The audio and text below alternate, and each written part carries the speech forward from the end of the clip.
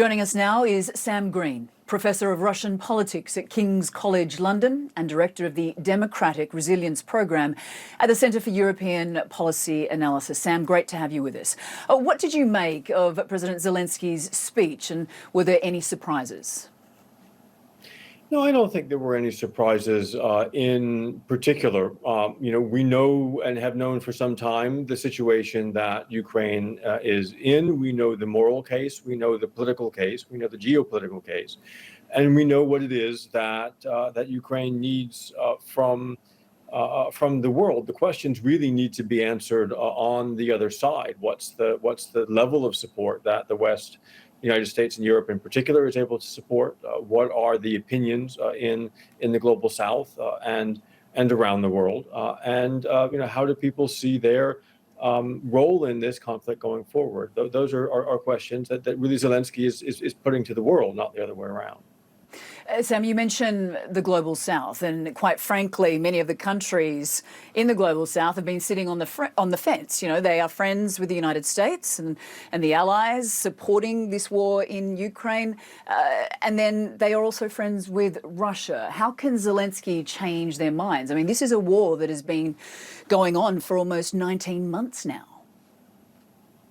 Yeah, I mean, look, part of the argument is a moral one, right? Part of the argument is making it clear that this is a war of imperialist expansion from Moscow's position. But the reality is, for a lot of these countries, some of which are not democratic countries, right? Some of these are countries in which Moscow was able to provide certain kinds of services to authoritarian regimes, and they are, friendly as a result of that.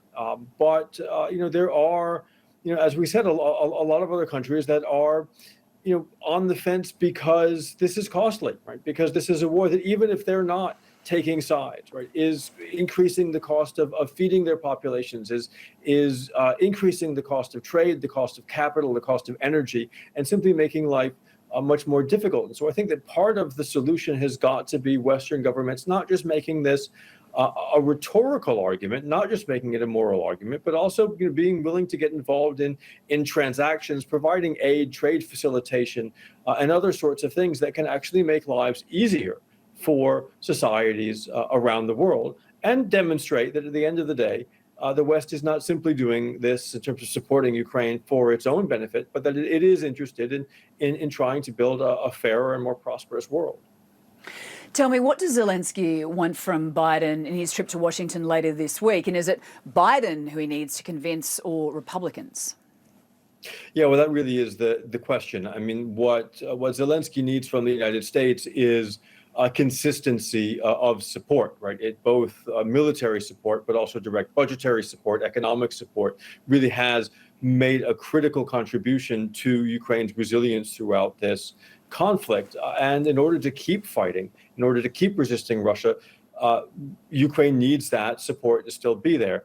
Of course, politically, that support from the Biden administration is very much there. And so the message, I think, needs to be heard loud and clear among the Republican leadership, particularly in the House of Representatives, that is looking at a political showdown over the future of the budget, over the future of military spending in general, and over the future of spending to support Ukraine. It is there, I think, that this argument needs to be made about why a Ukrainian victory and a Russian defeat is in the U.S. fundamental national interest and is worth investing in. Sam Greene, we really appreciate your perspective. Thanks so much for joining us. Thank you.